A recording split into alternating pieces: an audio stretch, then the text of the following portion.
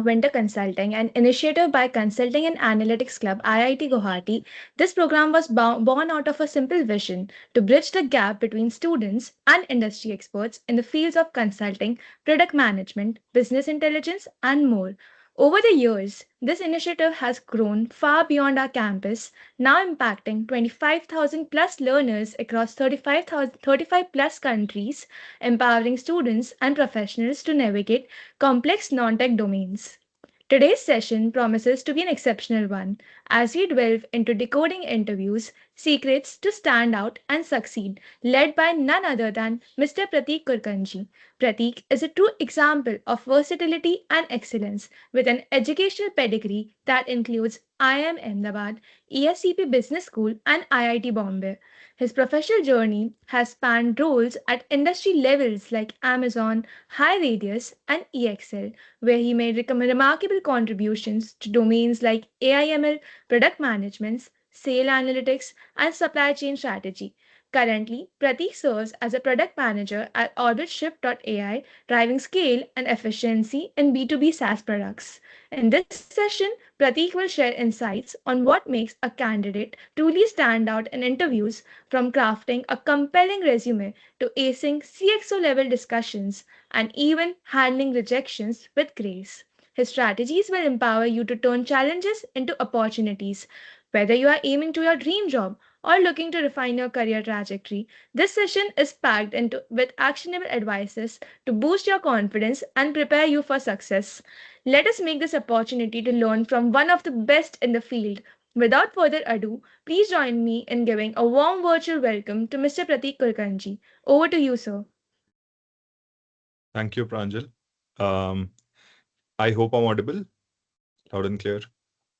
Yes, sir. Okay, and let me see. Is my screen visible? I'm sharing a presentation. Yes, sir, it is visible. Awesome. So let's get started. Welcome all of you, and thank you, Pranjal, for that lovely introduction. So today, what we are going to try is uh, try to give you very actionable tips on what can make you stand out as an interviewee. So the target audience for this is the top undergraduates with 0 to 3 years of experience who are eager to break into their dream careers or looking for their first switch. What we will cover is obviously the actionable strategies that you can help, uh, target, sorry, that will help you target your roles across analytics and consulting. Probably all non-technical roles can be covered by these tips. Obviously, technical roles require more of technical prowess and knowledge that are outside the scope of what we are going to discuss today. And who am I? Obviously, apart from the introduction that Pranjal gave, I think I have taken more than 200 interviews across the past 6, 7 years that I've worked primarily for undergraduates and graduates with 0 to 3 to 4 years of experience. And I think I have learned enough about, what makes a typical candidate stand out. And I hope that these tips will put you right in the top 5% bracket of at least, the individuals that I have hired. Another thing to note here is I have worked across startups, Series A, Series C, to mid-sized companies like EXL and very, very large-sized companies like Amazon.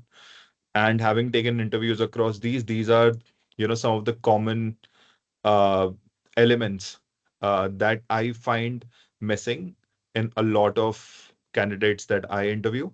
So this entire session would probably help you in bridging that gap if you are looking for, you know, uh, the elements that should be there when you are appearing for an interview. Please feel free to stop me or, hold on to your questions till the end. I can take them uh, at the 50th minute mark. But here's the summary of what we are going to cover today. So let's look at the interview process like a game. It's a never-ending game. unless you're completely switching out of the job cycle and starting something of your own. For a majority of us, this is going to be something that we will have to, fortunately or unfortunately, deal with at least for the next 10-15 years of your life. So we will first look at what is the game plan, what are the rules of this game. Secondly, how we can prepare to play this game. Thirdly, how to play this game, in the situations where you are actually sitting in front of an interviewer, and what are you supposed to do, what are you not. And then there are obviously advanced techniques, I would say, which is more towards shaping your career over a 10-15 year long period, how to handle negotiations, how do you go about networking, leadership. I don't think we'll be able to get to the fourth part today, um, but I'll at least try to cover the first three parts uh, in this session. So um, let's start off by understanding the game plan, right? What does it take for a candidate to get an offer? So obviously, everything that you do, um, there are factors within your control, and then there are factors outside of your control. So factors within your control are, what kind of a network do you have? How good is your resume? What sort of preparation you have done for that interview? And how do you negotiate after you have been selected for a position, right? And what sort of role do you get in an organization? All of these are up for negotiations once you are selected. Now, even after doing all of this, there are innumerable factors that are outside of your control. So the next slide, I am going to highlight what all things go wrong, even if all of the things are on point. Your resume is good. You have given your interviews perfectly. You got to know about the opportunity at the right time, and you handle your negotiations well.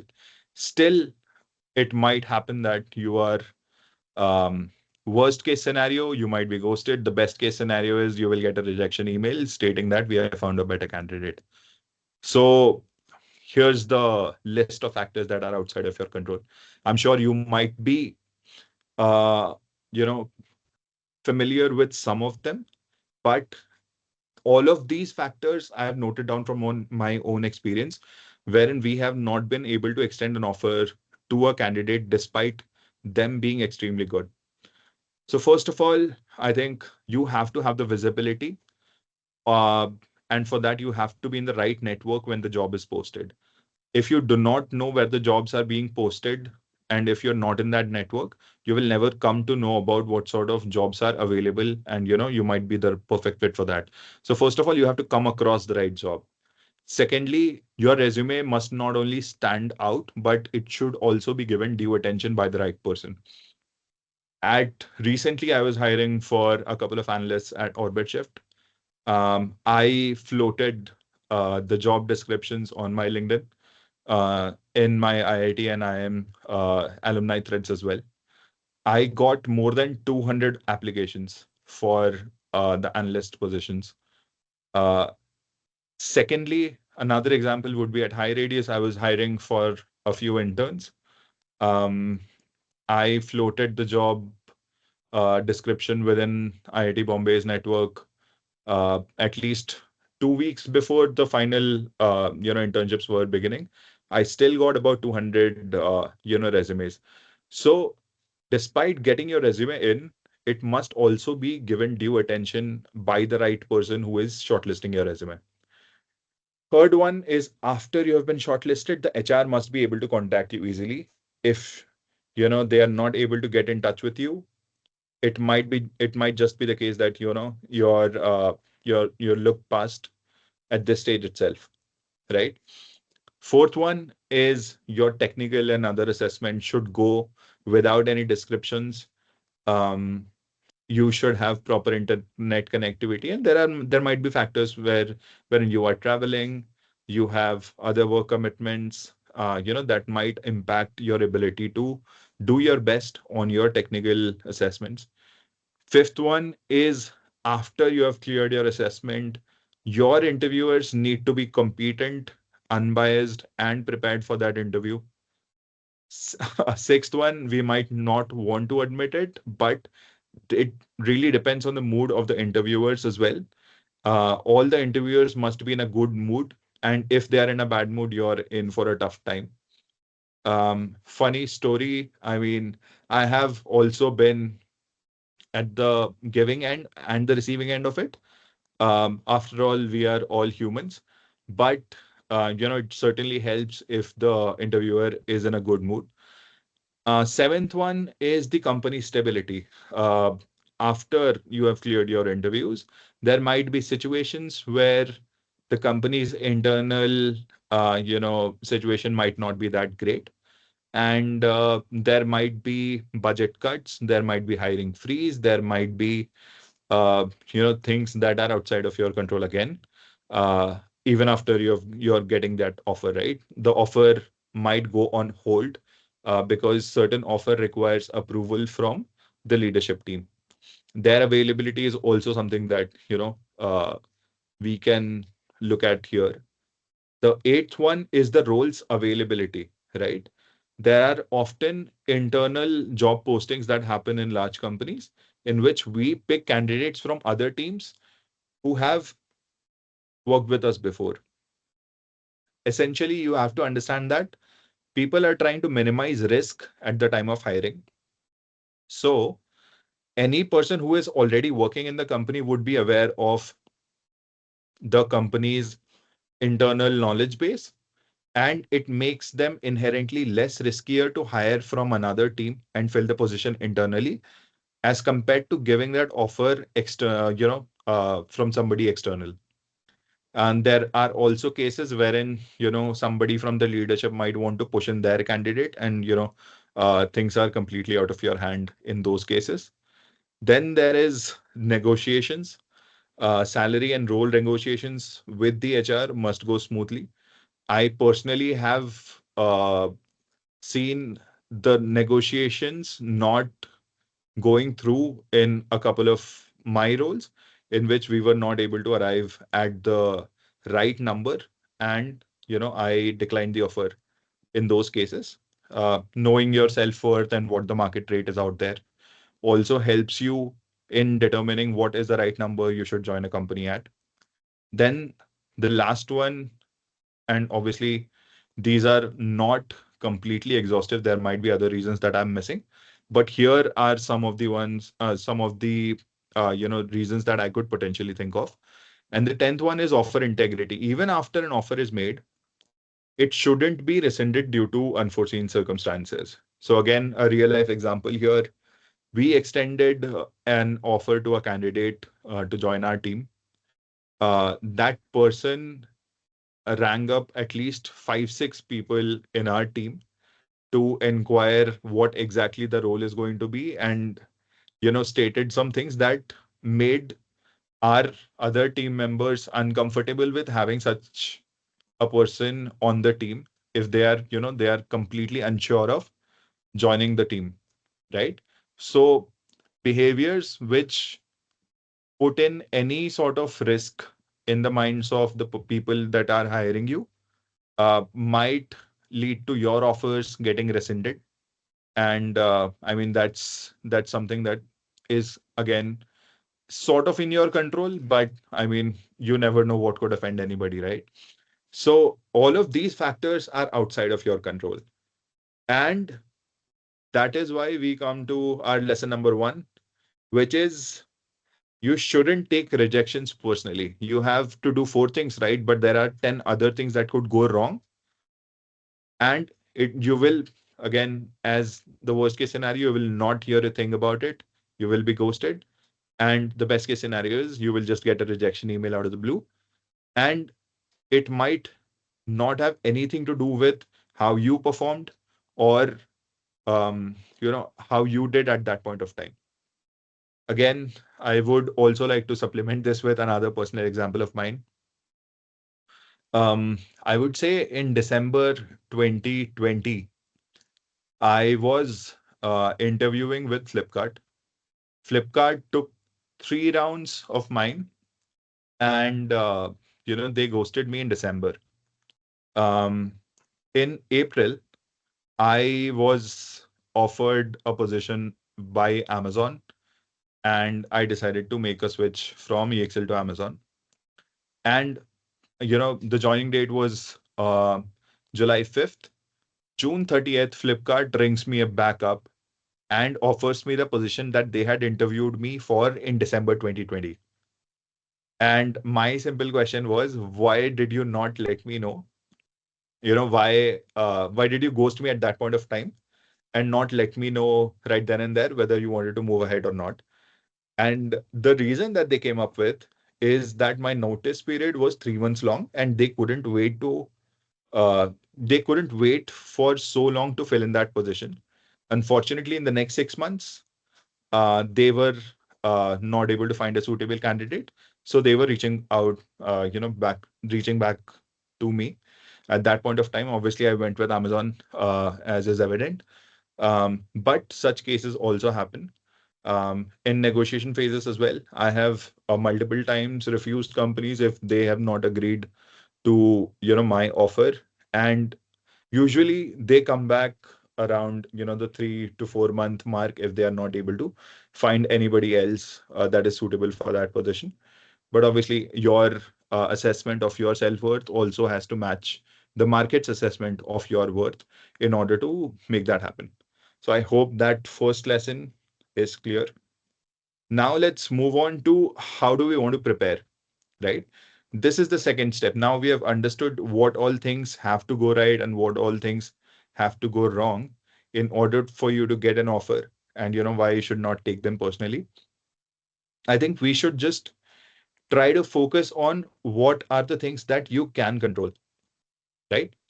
And obviously there are going to be good interviews and there are going to be bad interviews. It's very, very difficult to uh discern between the two.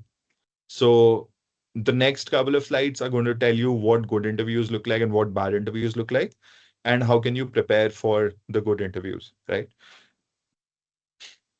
So for entry level roles,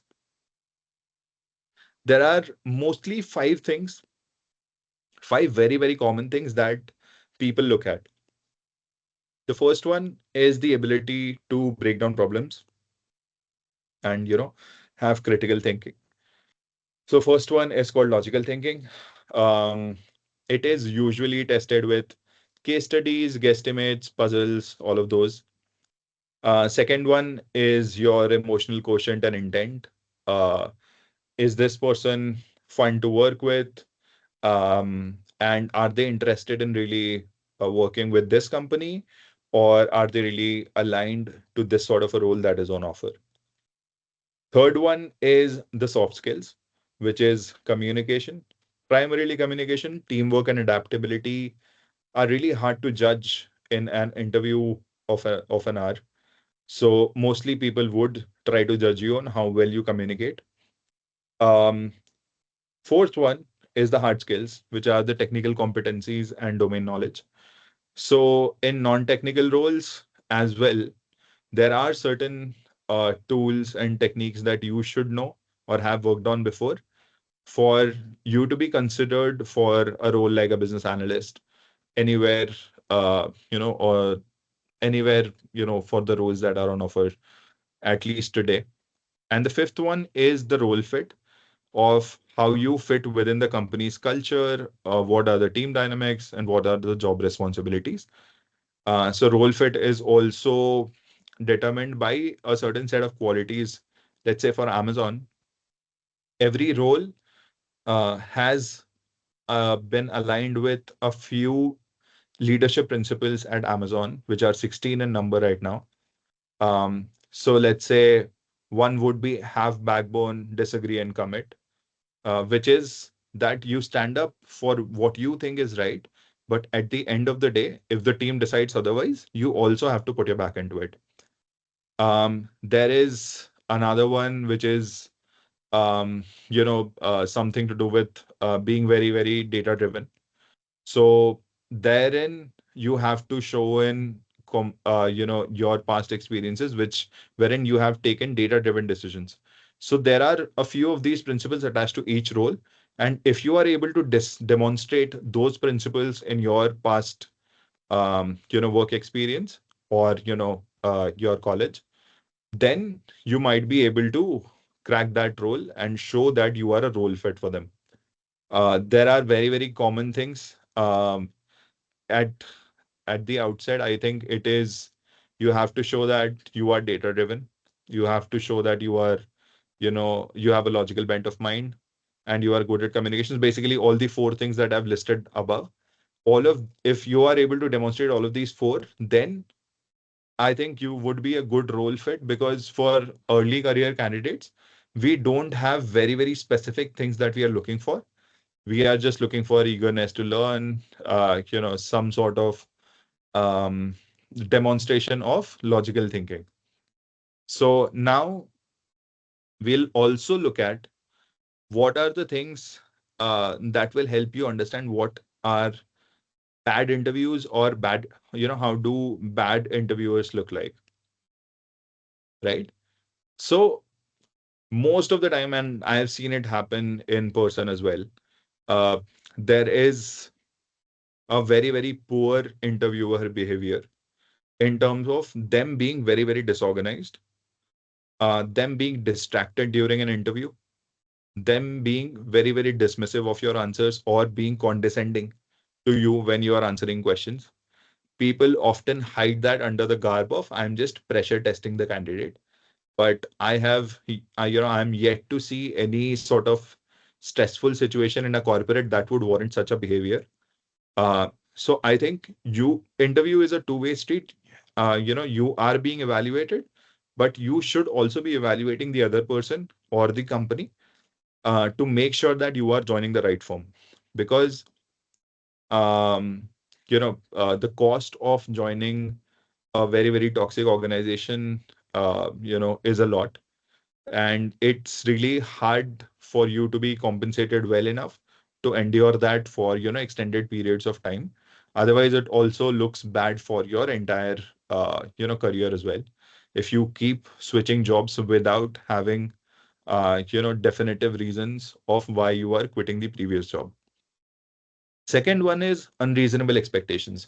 So even if the interviewer is very organized and is paying attention and is not condescending, they might ask of you very, very technical or very, very niche questions that if you do not solve this puzzle, that means that you are not a logical thinking, or if you're not a logical thinker, or if you're not able to solve this problem, then you lack this trait.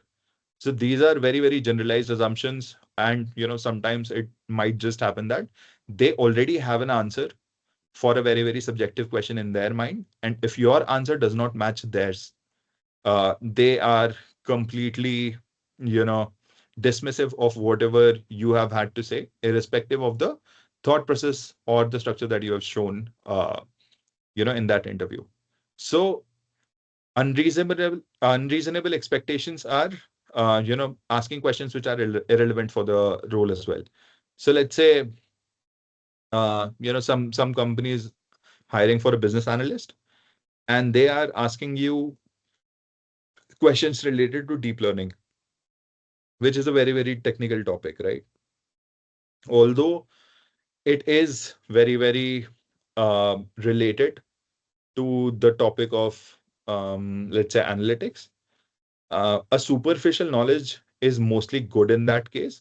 And even if you do not, I believe that one should look at the ability to learn rather than, you know, uh, for people to be knowing all the things that are out there in the universe. And third one is, there is a lack of clarity about the role or the hiring process. The way you can assess this is by asking questions on what does the success criteria for this role look like, or what are the goals of this team in the next 6 months or 1 year. If they do not have definitive answers for that, then probably the kind of role that you're going into has a lot of grunt work, a lot of manual work, and the work is being done to no end. It's just to keep the business as usual, right? There is not a lot of room for growth in those areas. So all of these traits in an interview or or in an interviewer should point you or act as red flags to you. And if you are desperate, obviously go ahead and take it. But if you get rejected from those interviews, I don't think you should let them affect your self-worth. In any case, it's an iterative process in which you have to evaluate what is going wrong and how you can overcome such challenges. So I hope the two things are clear. What do good interviews look like, and what do bad interviews look like? Now, what we'll do is we will go ahead and delve deeper into the prepare section of it. Pranjal, do you want to say anything? No, sir, you can continue, but until now it's going really good, and the insights you're again giving are wonderful. Okay. All right. So what we are going to discuss next is how can we very actionably take steps to improve our logical thinking, communications, hard skills, and EQ. These are the 4, 5 things that we're going to discuss in detail.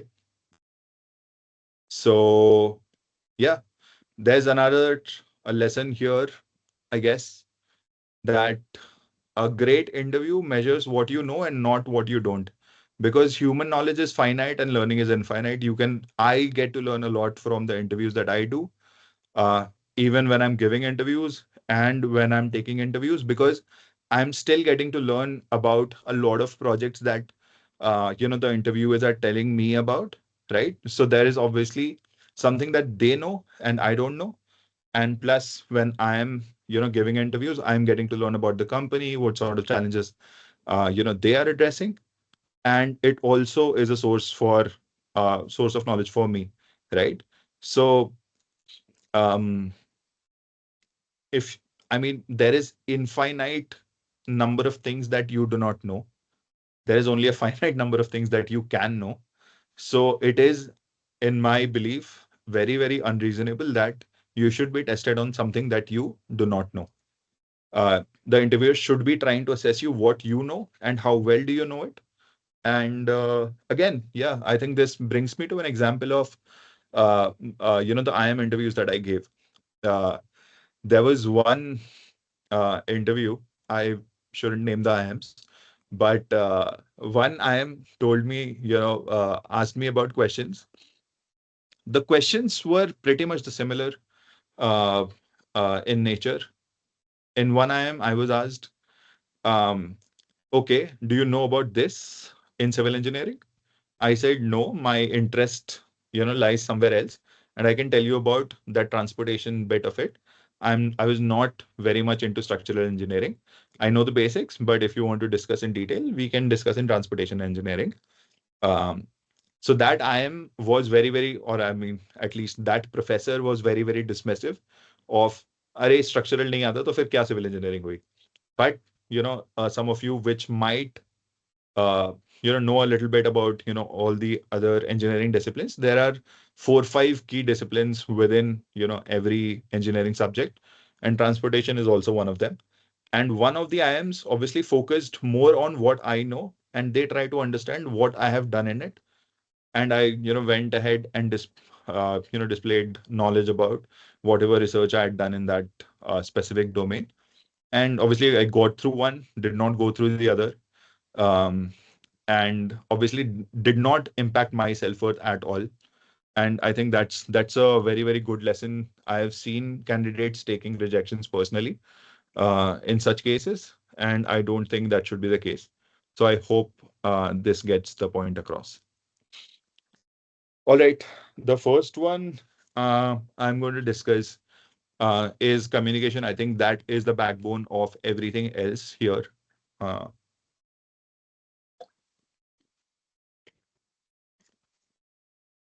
so first of all, I mean, like it or not, English is the language of the business world all across, the globe. And, effective communication is essential, crucial, whatever you want to say. Mastering English and effective communication is, first of all, it's not that big of a deal. Secondly, it's a no-brainer because if you have worked hard to earn your degree, you have done, multiple projects, you have done your internships. If you're not able to articulate your ideas, your impact very, very clearly, it is to an extent useless, whatever you have done, right? So you should put at least, 20 to 30% of your effort, if not more, in communicating that impact. It's not just important for the interviews, it is also going to be important for how you manage your career within a company. A lot of times, I mean, I remember the time I was a fresher, and the first few years, the very, very common mindset of a fresher is if I do good work, people will take note and they will appreciate me or acknowledge the good work that I have done, and I will get things automatically. Uh, the truth of that corporate world is that you have to create visibility for your work. Otherwise, you will lose to somebody who is actually doing that. Um, for us, we are the center of our universe, but for leaders, there might be 50 or 100 such people out there. It's very, very hard to, you know, come out as a standout candidate in that pool. And you have to create visibility for your work by demonstrating the impact that your work has done on the business, right? Secondly, I want to address, uh, uh, I would say, misconception about communication. Communication isn't about using fancy vocabulary, right? It's about delivering your points effectively and with impact. So, first of all, I mean, I have taken interviews at multiple IITs wherein people have done good work. They have excellent GPAs and everything. Just when it comes to communicating, they are not putting the kind of mental effort into that. And that is also reflective the mindset of a fresher, like I was 6 7 years back, that if I've done good work, people would take that effort to find out the good work and acknowledge me for it. But that is never going to happen. It might be bursting your bubble at a very early age, but that is not going to happen unless you take that initiative or that onus upon you to deliver that impact in a manner that the other person can understand. So I hope this tells you about the importance of it. Now let's move on to what you can probably do about it, right? A lot of times, um, what I get to hear as a rebuttal to whatever I have said is, okay, I mean, I have done projects, right? But I am not able to understand what is the value that is being generated out of this project because I was at a let's say you are an intern at a company, right? Nothing falls on your shoulder. It's your manager who is, delivering that project. So what is the value of work that I am doing? I am just doing what I am told, right? So in those cases, especially another one is if you have spent your summers doing research, right? It's very, very difficult for people to um, demonstrate what value came out of that research because you are acting under the guidance of your guide, and you are just doing whatever they asked you to do, right?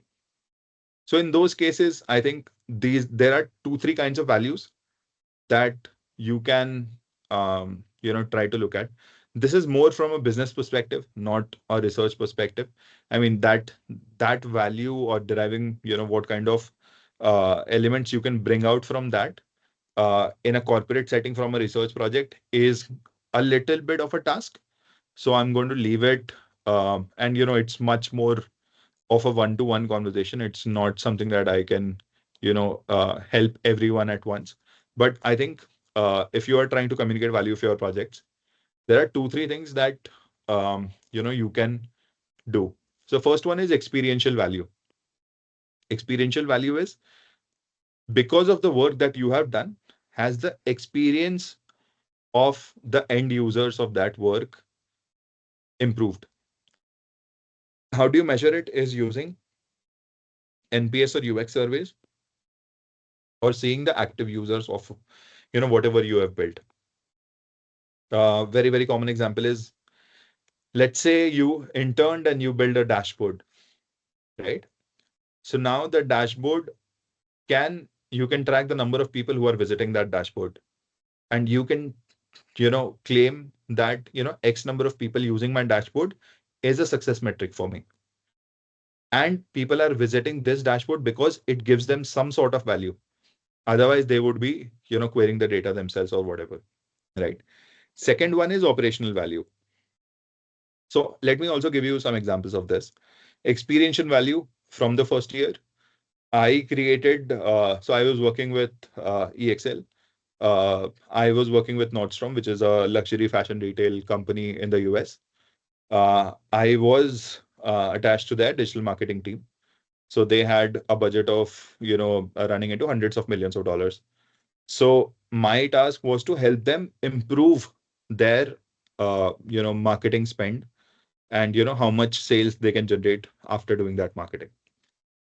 So as a part of that project, I created 3 dashboards, right? Within 6 months, these 3 dashboards featured in the top 7 most used dashboards across the entire company. So that is the experiential value that I have delivered. If my dashboards were not useful, they will not appear on the list of top 7 or top 5 dashboards across the hundreds of the dashboards that were being built in that company throughout I don't know how many years. Second one is the operational value. That is, have you made any process more efficient as a result of your direct actions? Again, Abhi, time to insight is one of those things, and SLA is basically service level agreement. NPS, I'm not sure if all of you know. NPS is Net Promoter Score. Net Promoter Score is, you might have seen, how would you rate us on a scale of 1 to 10? So if you give 9 or 10, it means that you are a promoter and you will actually go and rave about that company to all of your friends and family. So basically you are the promoter. And if you give a score below 6, that means you will actively go ahead and tell people that this company is bad. And there's a complex formula that uh, takes out number of promoters minus number of detractors, and gives you a overall score of NPS. So that basically tells you how likely are people, uh, you know, uh, to go ahead and promote your product on your behalf. Time to insight and SLAs is basically how long does it take for you to get to a particular insight. SLAs is the service level agreement, uh, that is basically like a contract of how soon we will, do a certain task. So time to insight, again, from that Nordstrom example, um, there used to be uh, a review of how much we have spent and how much value has it generated every week, right? So now let's say you're running campaigns, right? If you're running campaigns and you get to know almost after a week or 10 days that whether that campaign is performing or not, right? That portion of delay is going to be lost money for you, right? I basically wanted to reduce that time to get that insight. So what I did, this was one of my first projects actually. I, made that 7 days into literally a lag of 1 day, right? So basically, what took 7 days for us to get, it basically became 1 day and it became completely automated. So it also removed any sort of people that were required to process that report. So that is the operational value that I was able to give to the client. The business value that I was able to give is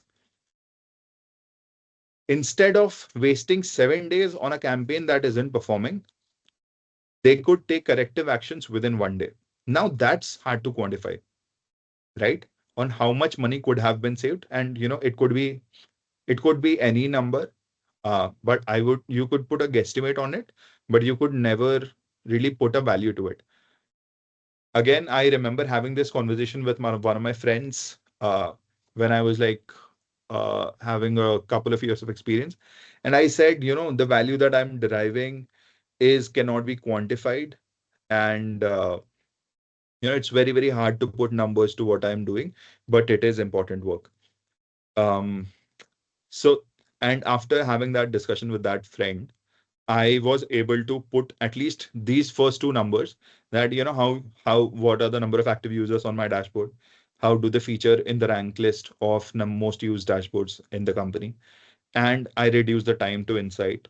So how many people were not working actively on this report as compared to before? And business value is something that I left to the interpretation of the interviewer whenever I gave this example, right? So one project has all three of these experiential, operational, and business values.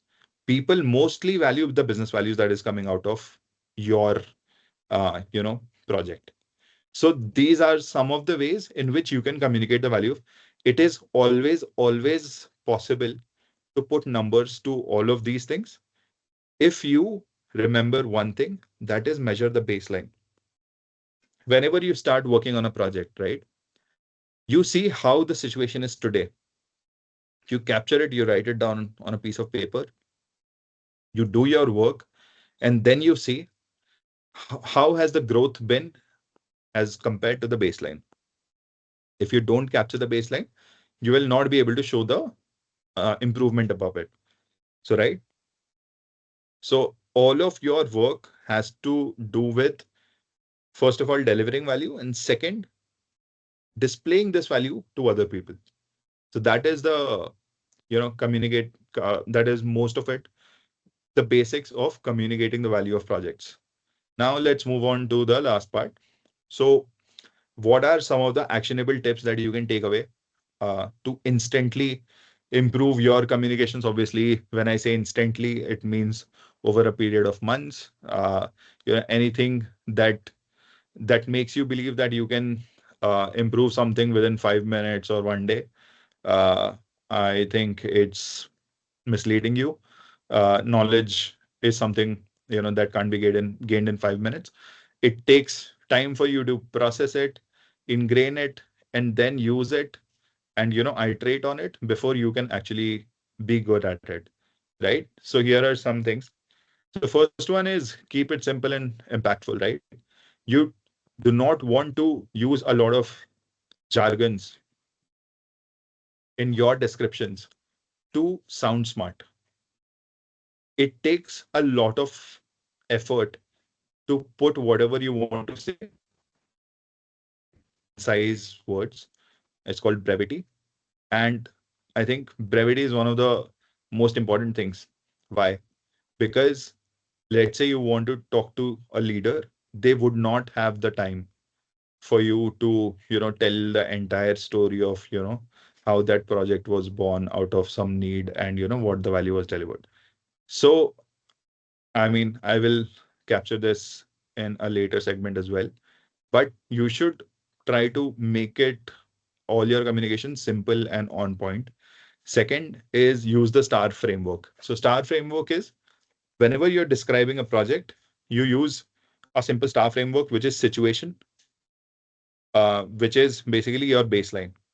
How did the project need arise? What was the situation when you started off the project? T is the task. What is the goal that you set out to achieve? A is the action. That is the steps that you took to alleviate the pain or improve the process. And R is the result, which is a direct consequence of your actions, right? So if you tell this four-liner summary of any project, first of all, it will keep things very, very simple and concise so that the other person is able to, absorb that. And then it lets the other person also, ask questions around that so that you can go into details. not go into the details all at once at the front. Secondly, you should maintain an extended document, with all of the numbers, etc. That will contain all of your projects in a star format, right? So everything that you have mentioned on your resume, you should be able to describe all of them in excruciating detail for the maximum impact. All of the projects and internships, not obviously the extracurricular points, but you should maintain that extended document so that you are. So let's say I ask you something about something on your resume, and if you're not able to give a satisfactory answer, that's, in most cases, an instant rejection. Fourth one is basically time management. Let's say the interview is of 1 hour, right?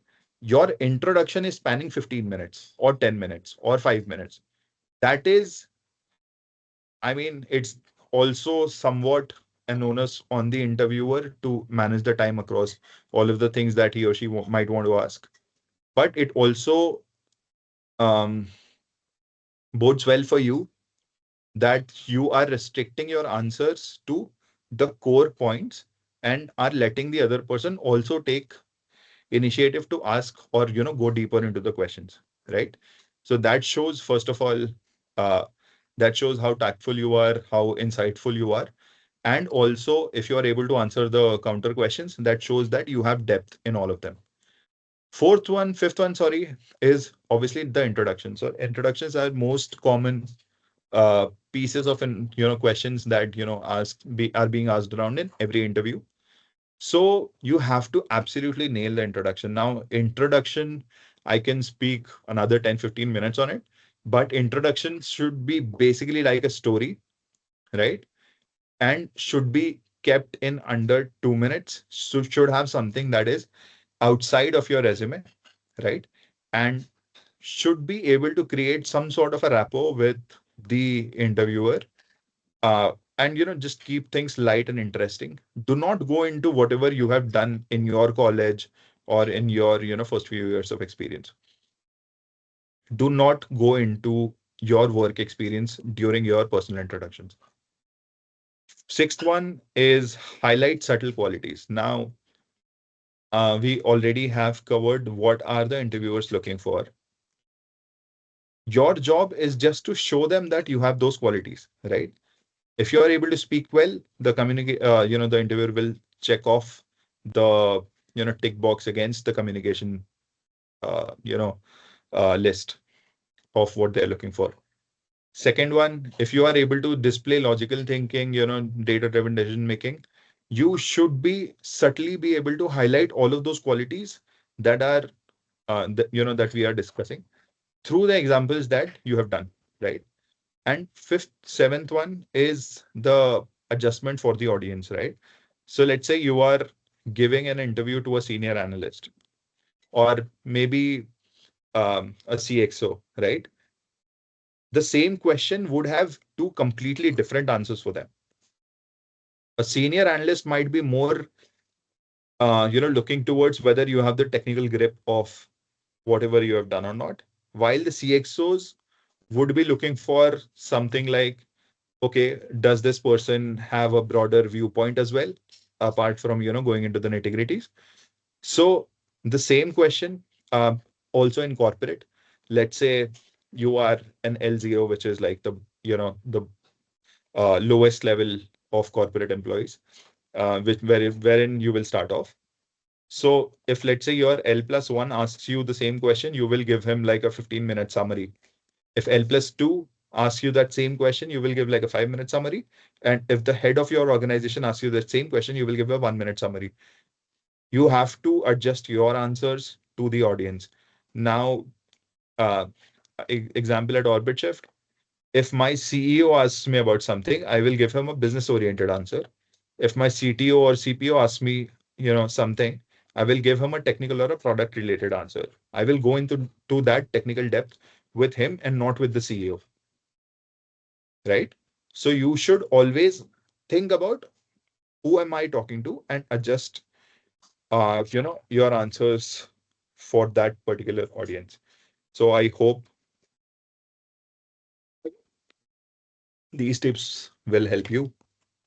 Um, Moving on, time for another lesson. Brevity is the soul of wit.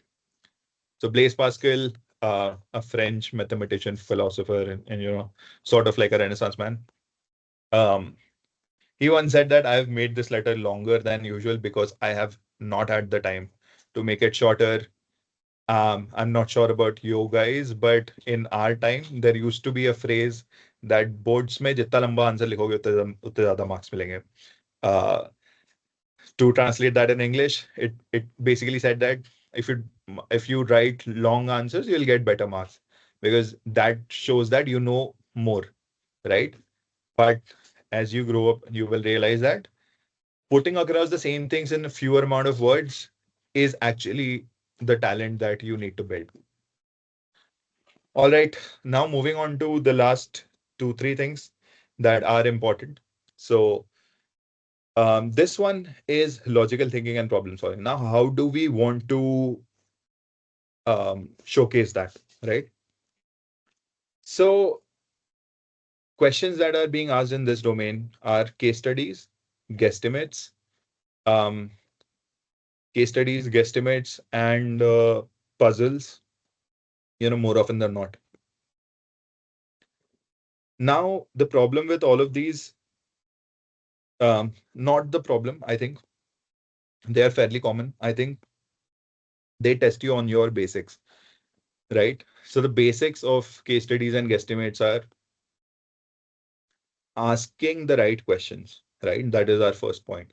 You should always focus on asking the right questions. So now if I have a paucity of time, I usually ask people to go ahead and read up on a topic that is related to the role.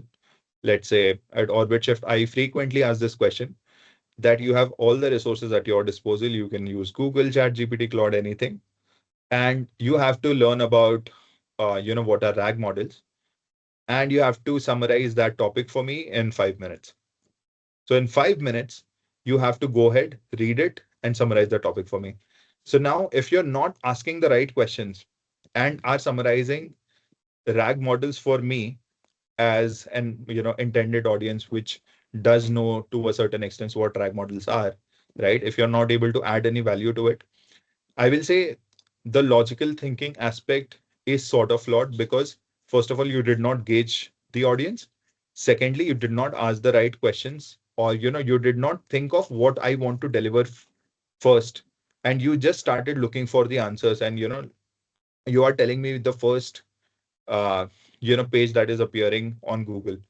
I can also do that, right? But in 5 minutes, I expect a very well versed, summarized answer even if it's just two, three things that you would want to highlight, like how do they function and where are they used in, companies like mine, right? And what are the shortcomings? Probably these three questions, if you are able to give me one, two lines on each of them, I know that if you know us, how do you know how to ask the right questions? You can extend it further and give me a 10-page report if I wanted to, right? And that report is going to be good. And that is not going to be the first 3 pages of the Google search results. I think that is where the logical thinking is, where we have evolved from a world where knowing a lot of information in your brain used to be the differentiator. How much can you memorize? Because you were able to recall all of that information at a flick of your finger. But right now, with the way that the world has evolved, access to information is no longer a challenge, right? In fact, it has far surpassed whatever you and I could do. 2, 3 years back, I used to ask people to write SQL queries and do SQL tests, etc. Right in front of me to test them whether they knew SQL or not. Right now, it is not a challenge because if you know how to structure the queries and if you know the basics, you can use ChatGPT to write those SQL queries much faster than how we used to write queries 5, 6 years back or 2, 3 years back. A 200 line query for a human would take at least 20, 30 minutes for a person to write. But if you know the right structure, you can do it within 5 minutes with ChatGPT, right? So asking the right questions, I guess, is the most important thing. Now, what are the basics of it? I think case studies and guesstimates do train uh, it for you to a certain extent, right? But learning, summarizing, and exploring or explaining topics very very quickly by asking the right questions and trying to refine it further um, without a time constraint, that is, I think, a very very good exercise. And using frameworks like MECE and step by step approaches.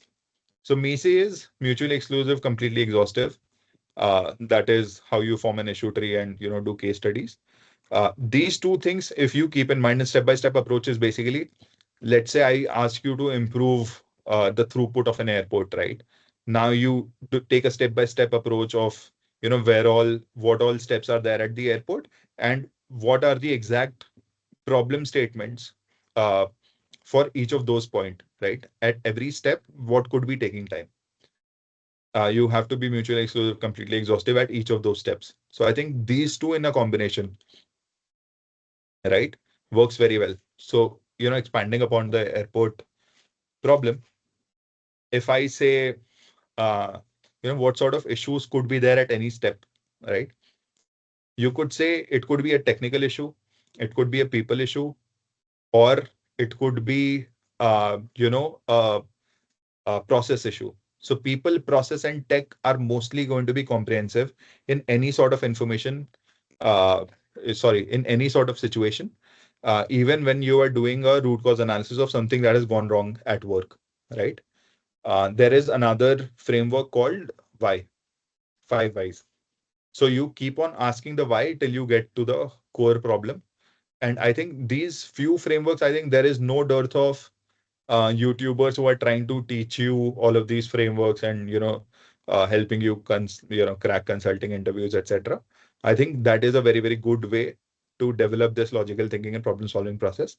You should keep on practicing this till you get, I mean, till it becomes like breathing for you. It becomes a second nature for you to think about all of the questions, uh, or anything in this logical framework. So now, uh, let's discuss what are some of the actionable tips to develop this. I think we have covered most of it. So one is practice active questioning, right? Koi bhi, whenever somebody asks you, we need to do this, you need to be, asking what is the end goal? What are the assumptions inherent in this problem? Second one is prioritize information quality over quantity, right? So again, as in the RAG model example, you should, if you give limited information, it should be very very quality information, because I mean you will be juggling between speed and accuracy most of the times in your career, right? You will be asked to furnish a report or a model in limited time, so you will have to let go of some things in order to meet that deadline, right? If and mostly your managers will be like, "Meko speed bhi chahiye, accuracy bhi chahiye," and that is your job to make that expectation clear of what is the level of accuracy that can be expected in any amount of time. Then frameworks, and let's say you don't know anything, you should acknowledge that you don't know. There's absolutely no shame in it, and you should outline, if I were to think of it from first principle, this is what I would do. That's a fairly acceptable answer all across, right? um, and now technical and domain knowledge. I think there are 4 or 5 things that we need to keep in mind. So one is showcasing real work. I mean, if you're into coding a little bit, you can show your GitHub. You can develop apps. You can show dashboards that you have built. In fact, in my last organization at High Radius, I hired a girl just because she had put in a GitHub repo there and she had built 2 3 dashboards. She was a fresher. Uh, she was offered uh, Sprinkler from her campus placements, and obviously some things went wrong at Sprinkler, so her offer got rescinded, right? But her resume had real work as compared to all the other ones which had coursework and all of that. That clearly stood out, and almost I was like 100% sure that I'm going to give the offer to her. And after I interviewed her, it really showed that since she had, done some real work, she went on to become like one of the finest employees that, we have hired. Second one is communicate technical depth clearly and focus on impact. So again, if somebody is looking for technical depth, obviously go into the details. But if somebody is not non technical in nature, you should focus on impact there. Third one is highlight measurable outcomes in your work. So although your work might be technical, although you might be developing code, you might be making models, in the end it really doesn't matter if your outcomes are not there. Another personal example, I was working with Lending Club, which is an NBFC. It used to give out unsecured loans, which are like credit cards, but like proper loans in the US. They fired their entire data science team once COVID hit because there was no past data to work with. So after COVID hit, their entire loan book or the kind of loans that they were giving out to people, that entire underlying data set changed, right? So whatever they had been doing before became worthless almost instantaneously. They had to cut costs. So they first laid off the data science team, right? Had they highlighted the measurable outcomes of their work on how they can contribute in this situation itself, I think they might have kept their jobs. But sometimes I think things are out of your control. Uh, and then fourth one is prepare to present your work concisely. All of the things that I'm talking about requires extensive preparation. That document that I was talking about, it will take you about a week to prepare. And you have to keep updating it, you have to keep refining it, so that you are almost, it becomes second nature for you to talk about it.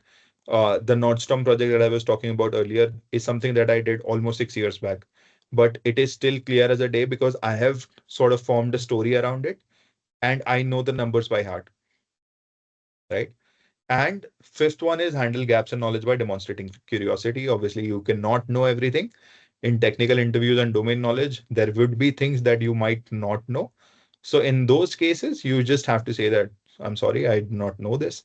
And but I'm interested in learning this. And I mean, if you can also show how you have kept yourself updated. Uh, every year, I think you should put something on your resume that shows you that um, you have continued to upskill yourself. So every couple of years at least, I put in some courses that I've done, some continuing education, etc. I did a product management course. I did some GenAI courses. All of that goes onto my resume just to show that I am, updating myself with the world that is, changing so fast. And also, your industry should also change according to the uh, way, right? So I think the key takeaways here is don't just tell what you know, show it and highlight the impact, and don't dwell on the technicalities. It is almost like vanity in technical undergraduates that if they can make it sound complicated, they get a high off of it, and they sound smart. But ideally, that doesn't really help as much. I think you should just focus on the impact, and technicalities can come in where they are required and not at the outset.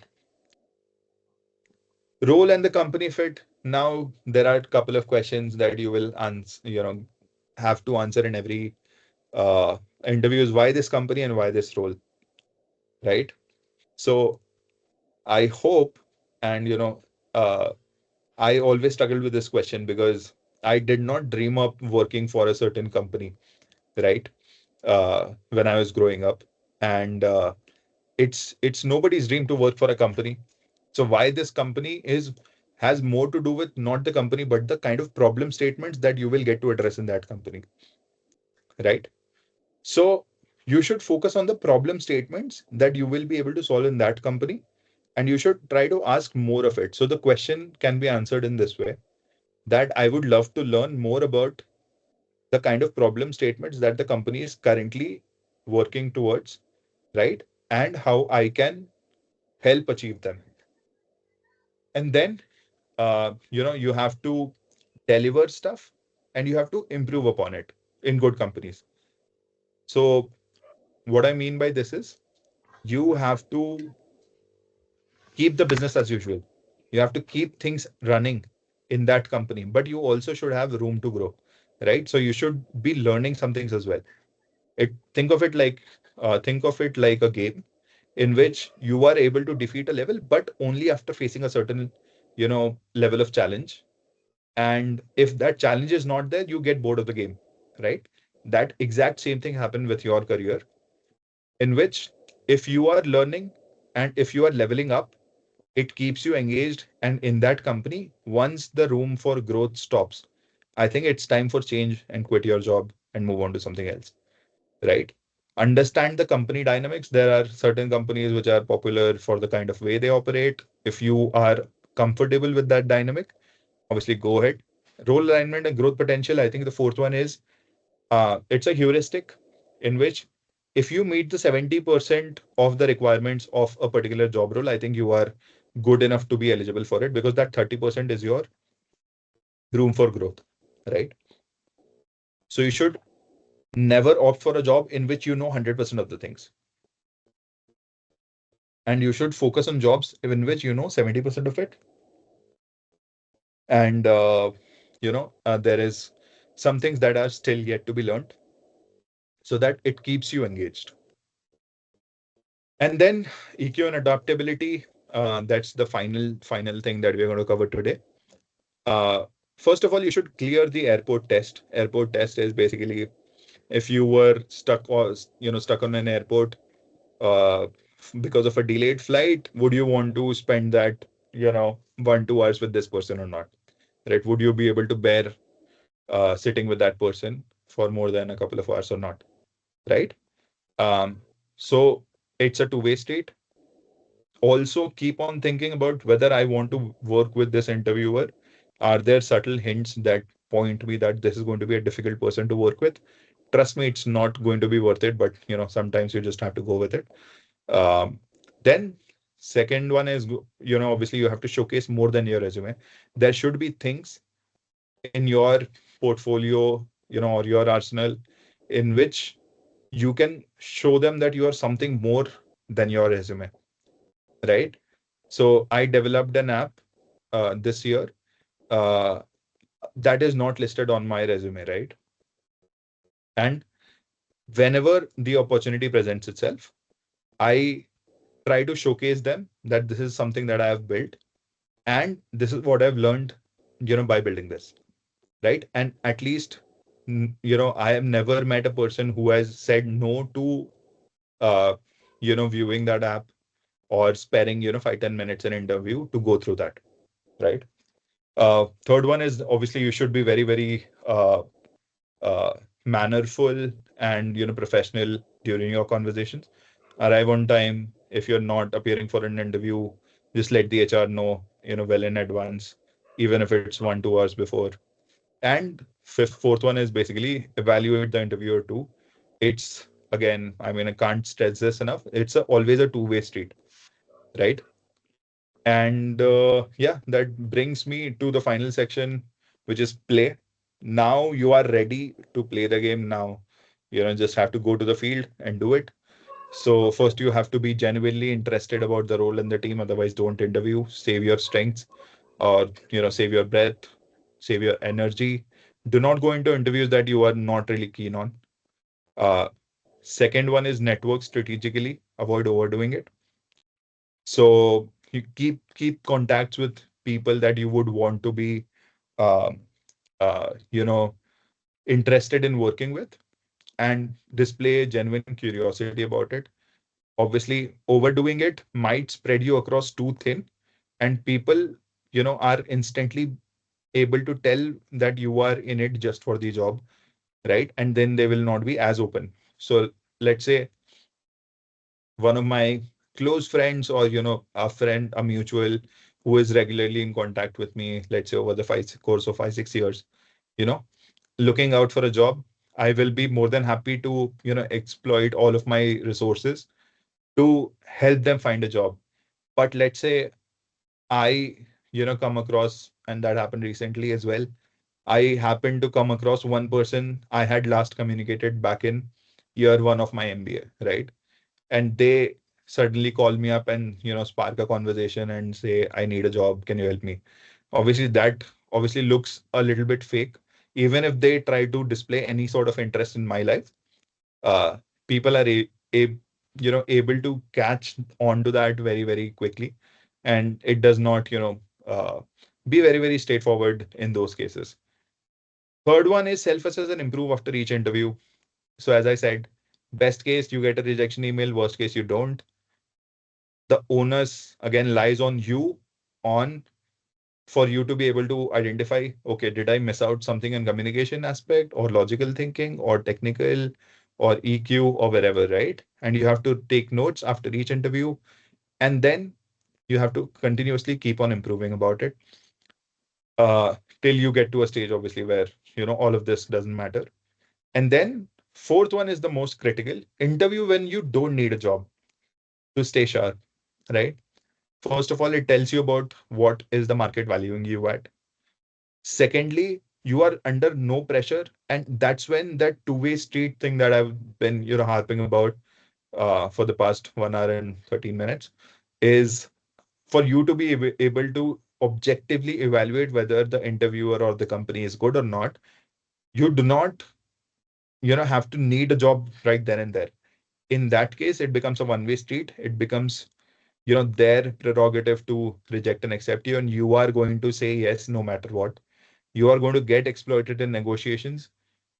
You are always going to get the short end of the stick in those cases. Definitely keep on interviewing even when you do not need a job. And fifth one is obviously, I mean, if you can follow up professionally, track patterns in wherein you are lacking. I make it a habit of asking, first establishing a rapport with the interviewer. And if I find them good, I ask them offline for any feedback that they might have on my interview performance. And, I take it in. And that's how, you keep on improving. And these are some additional topics that are outside the purview of what we can discuss today. But there are additional topics such as getting your foot in the door.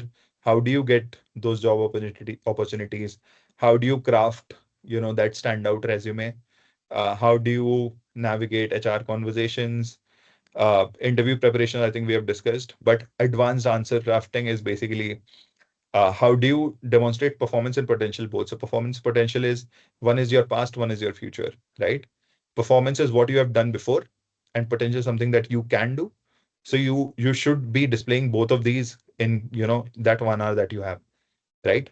And when you write that document, I think all of these, if you keep in mind, you will be able to craft very, very compelling answers to all of them.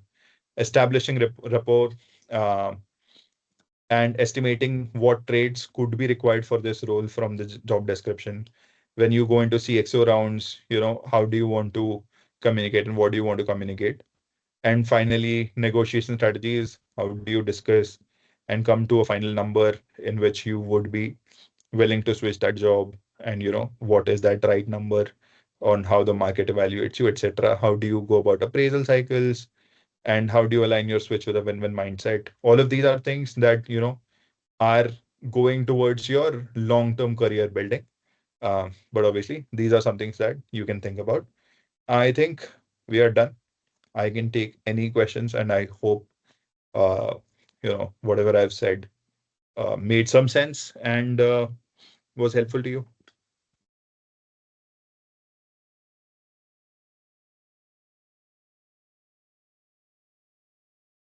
I see a raised hand.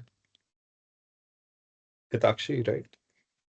Hello, sir. Yeah, Hitakshi. You can call me Prateek. Yeah.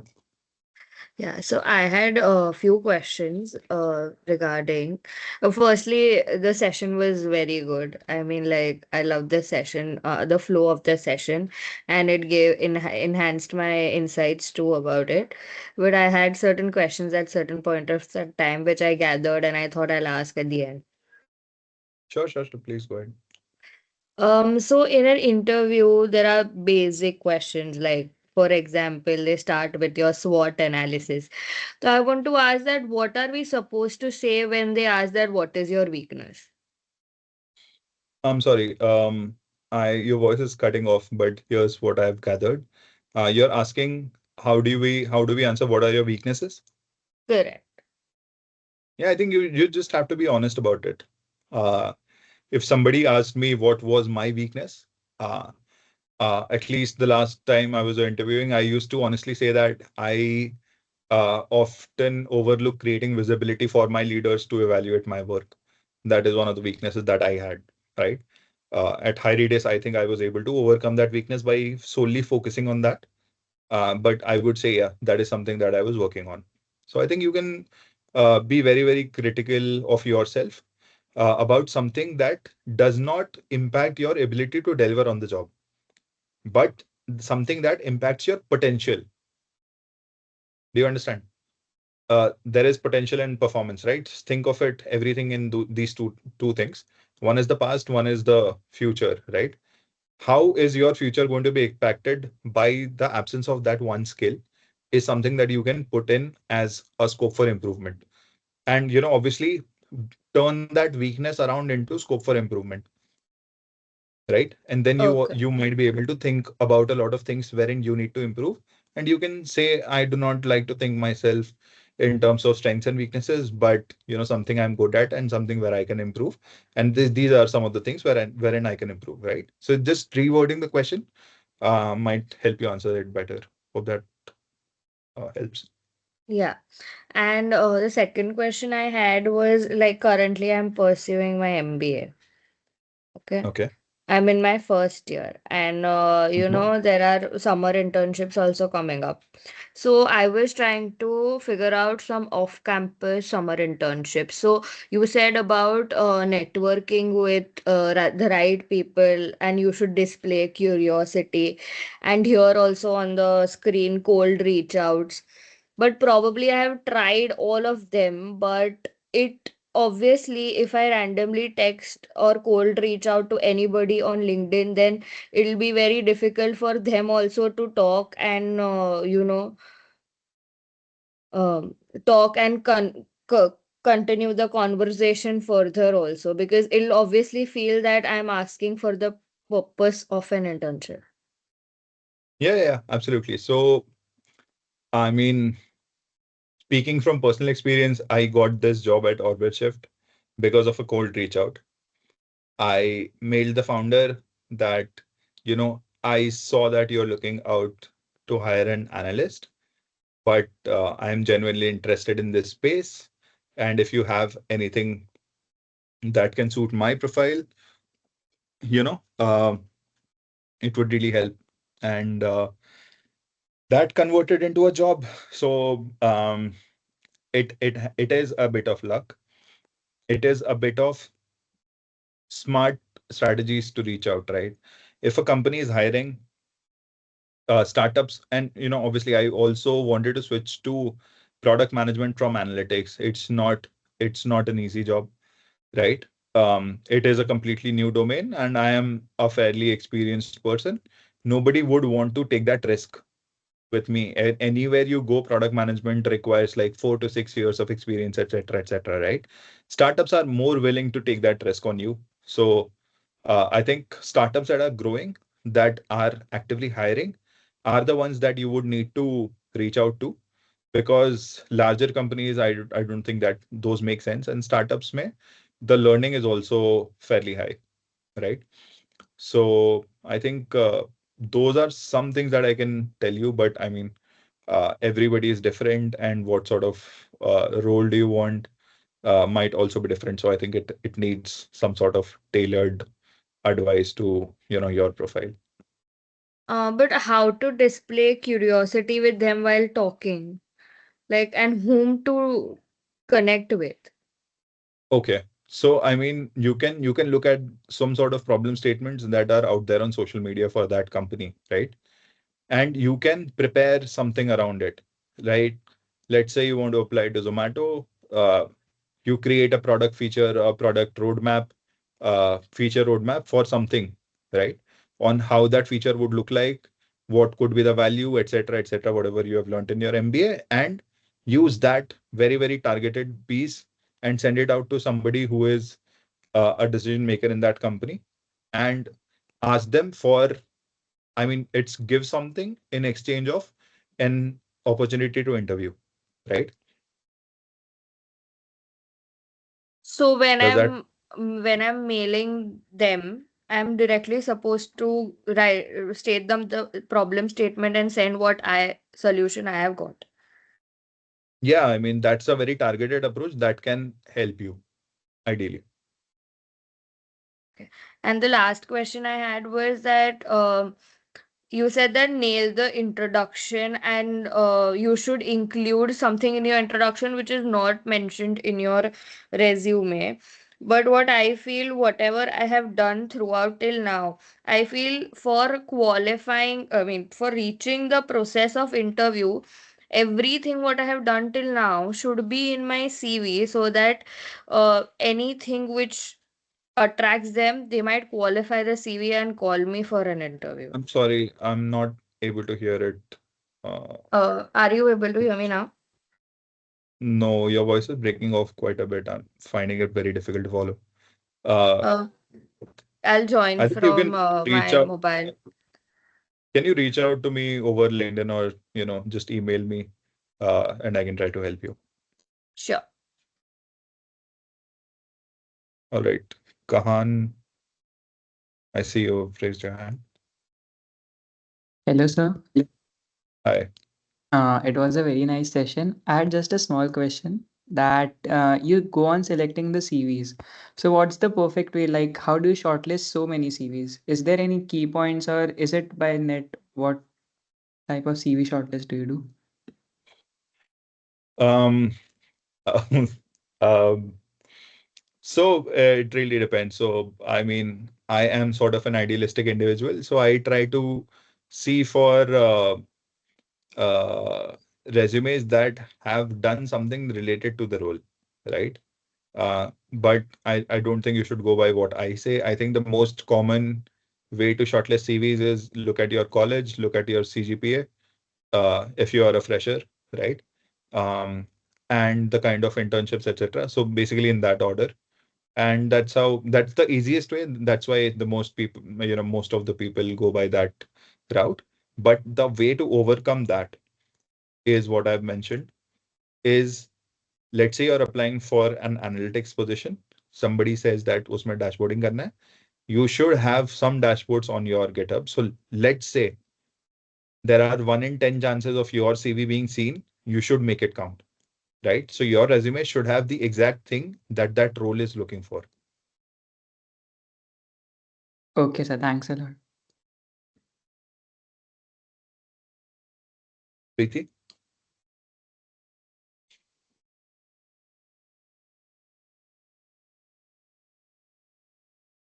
are you saying something?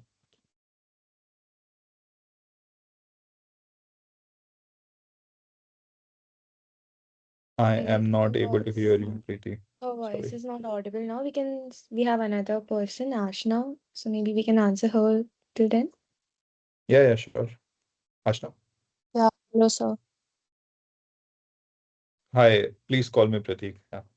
Okay, okay. Yeah, hi, Pratik. Yeah, actually, you mentioned in your talk once that you hired a girl based on that her projects were real. So I just wanted to ask that what is the criteria that one should know while making projects, that what is real project and what is something unworthy? As project is really a important part of anyone's journey. So I just wanted to know that what is the way so that we are not stuck into an invaluable project and just spending our time in making number of projects. So can you please help?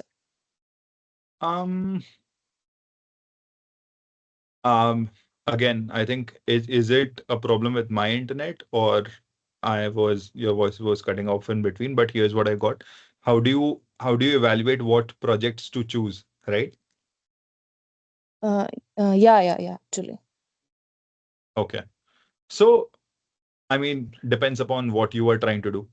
Um, let's say you are trying to get into an analyst position. I think so I think sales dashboard, marketing dashboard, are the most common ones. E-commerce dashboards are the most common ones. So let's say you want to have a good set of dashboards. One is B2B if you're targeting to go into a B2B company. One is B2C if you're targeting to go into a B2C company, right? And sales and marketing are one of the most common areas in which there are dashboards. Let's say you want to become a financial analyst, right? You should develop a financial model for, again, a B2B company, a B2C company, right?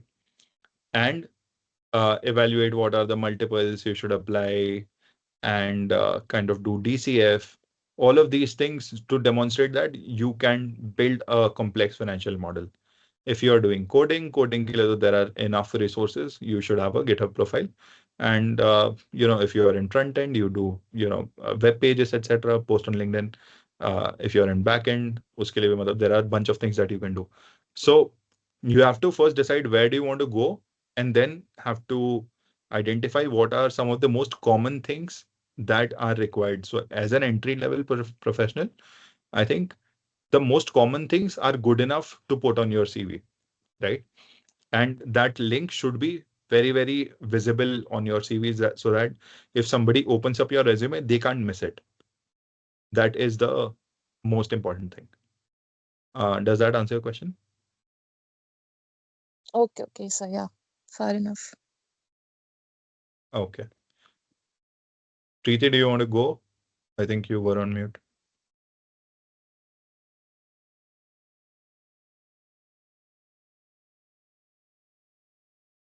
I guess the person is not available right now, but yeah, so it Okay. was we have some time constraint. Oh yeah, Hitakshi wants to say something. Maybe she can reach out to you on LinkedIn, sir, if that Yeah, works. absolutely. Yeah. I'll share the LinkedIn as well. So yeah, this was a very meaningful and engaging session. Like for everything to the start, how good interviews look like, how should you deliver value to your projects, what is the star framework, and everything that you mentioned is completely what I guess the audience must have felt that is required for being in an interviews. And I guess we all are better prepared for our job interviews, future job interviews. And thank you so much for your time. I would like to share to you a few initiatives that we at CNA have taken as well. That we have our strategies from. We have case competitions also at CNA. We have strategies from that is the global case study competition. We have a case book that we have prepared in our club. That is a crack the case book. Also, we have some other flagship events also. Hoping to have you more on such sessions. Thank you so for your time, and I thank you audience for being such wonderful listeners and making this session a success. We hope to see you in our upcoming sessions. Until then, keep learning, keep growing, and more importantly, keep striving for excellence. All right. Thank you. Thank you, everyone. Bye. Thank you.